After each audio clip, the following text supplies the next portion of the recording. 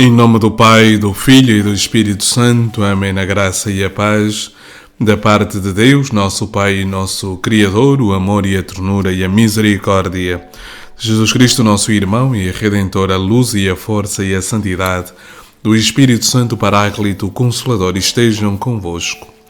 Bendito seja Deus que nos reuniu no amor de Cristo. Caríssimos irmãos e irmãs, sejam todos muito bem-vindos ao programa Palavra para o Teu Dia da Comunidade Lux Divina.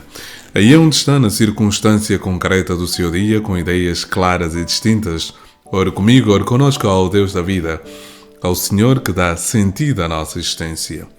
Oremos. Ó Jesus, nosso Redentor, derrama sobre nós o vosso Santo Espírito.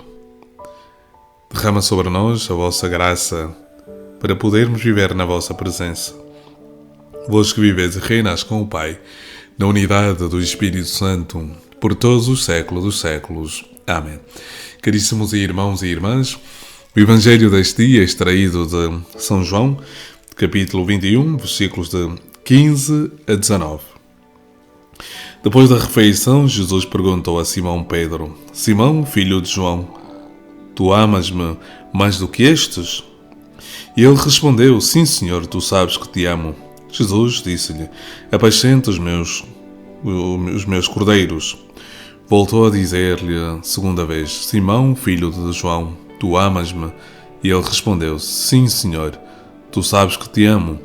Jesus disse-lhe: Apacenta as minhas ovelhas. Perguntou-lhe terceira vez: Simão, filho de João, tu amas-me?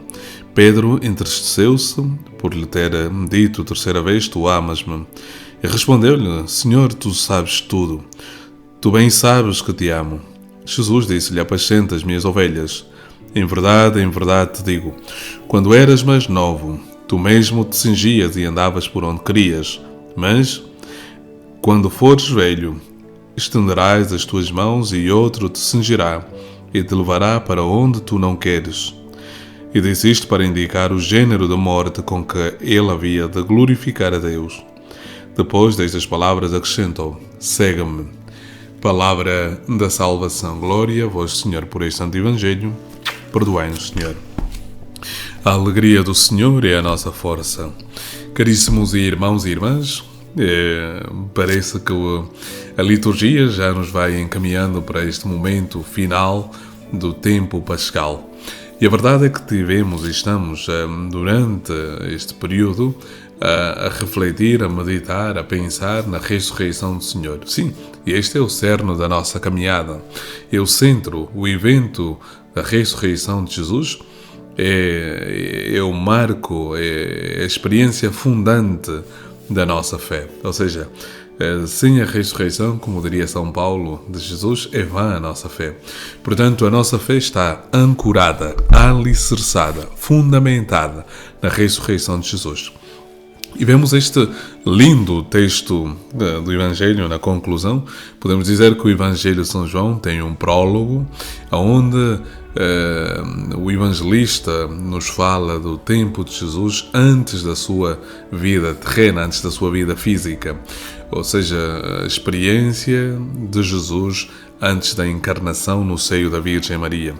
E depois, ao longo do decorrer do Evangelho, temos a experiência de Jesus, o Jesus que revela o rosto do Pai, Jesus que diz que é o caminho, a verdade e a vida, Jesus que diz que é a luz que ilumina todos aqueles que vivem a experiência com Deus. E agora estamos no epílogo, ou seja, na conclusão do Evangelho de São João.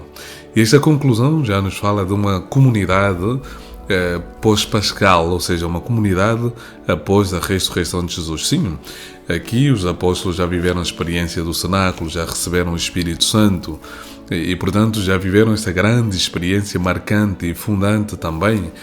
E não obstante esta experiência, nós percebemos que ainda há algumas incertezas, algumas dúvidas.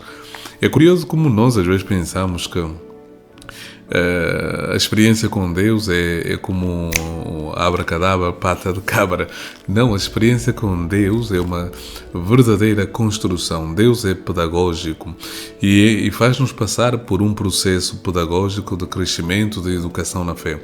Portanto, as coisas com Deus não acontecem assim, não. Há um processo, há uma caminhada, e a ideia de caminho está muito presente. Pedro recebeu o Espírito Santo, os apóstolos receberam o Espírito Santo. Mas, no entanto, ainda há dúvida, ainda há inquietação, ainda há feridas por serem curadas. Pedro ainda ressente o peso da traição e certamente com ele os outros discípulos. E, portanto, Pedro volta à experiência da pesca, ou seja, não tendo um horizonte para o futuro, volta. E aqui podemos dizer, é aquilo que acontece quando alguém está depressivo. Não é capaz de olhar para a frente, fica ancorado na experiência do passado, uma experiência negativa ainda por cima. E vemos isso em Pedro, há uma ferida ainda por curar, por cicatrizar, a ferida da traição.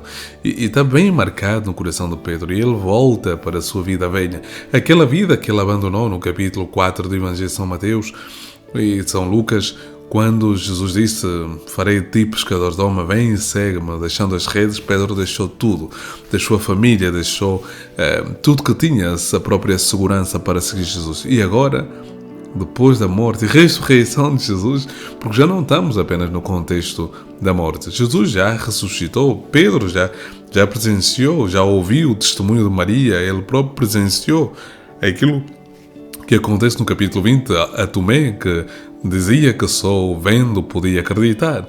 Portanto, caro irmão e cara irmã, Pedro é a imagem de todos nós, é a minha imagem, que muitas vezes caminhamos com incertezas, com dúvidas, com dores, com sofrimentos e, portanto, não conseguimos ver a luz de Cristo que ilumina a nossa vida e dá sentido.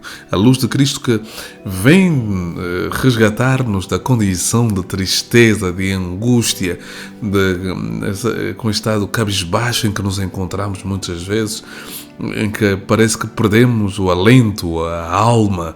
Mas o Senhor vem, tal como vem em Pedro, e vem confirmá-lo, dizendo, não apenas oferece mais uma vez o perdão, pensando que o perdão é aquilo que se dá a alguém, mesmo que ele não mereça. O Senhor mostra isso de maneira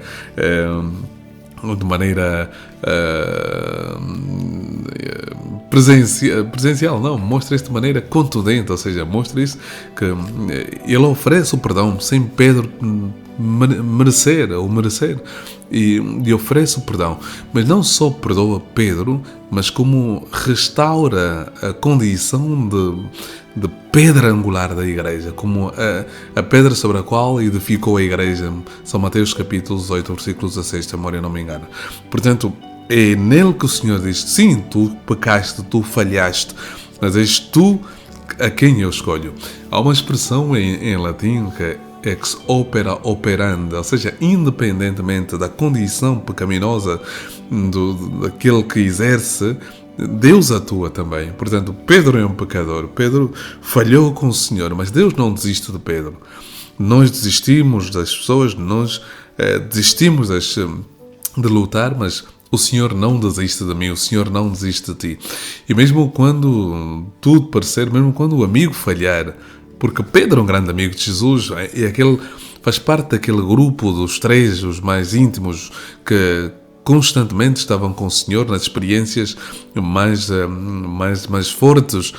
E, no entanto, Pedro traiu, e o Senhor ainda assim, mesmo com o falhanço, mesmo com a traição, o Senhor vem resgatá-lo para que ele perceba que o caminho com Deus é um caminho que vale a pena, é um caminho de felicidade.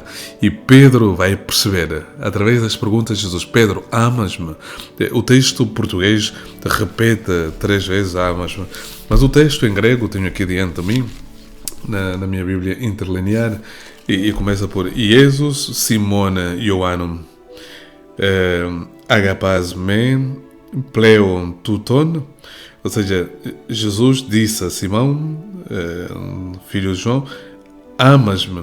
Na segunda vez diz filosé, né? Que gostas de mim. Não tem o mesmo peso, filosé é agapaz. Agapaz é um amor, é um amor assim mais superficial, né? Mais geral. O filosé, perdão, é um amor mais superficial. Agapaus é aquele amor profundo. É aquele amor oblativo. É aquele amor... é aquele amor, é o amor de Jesus. É o agapau. E a segunda e a terceira vez pergunta-lhe de novo.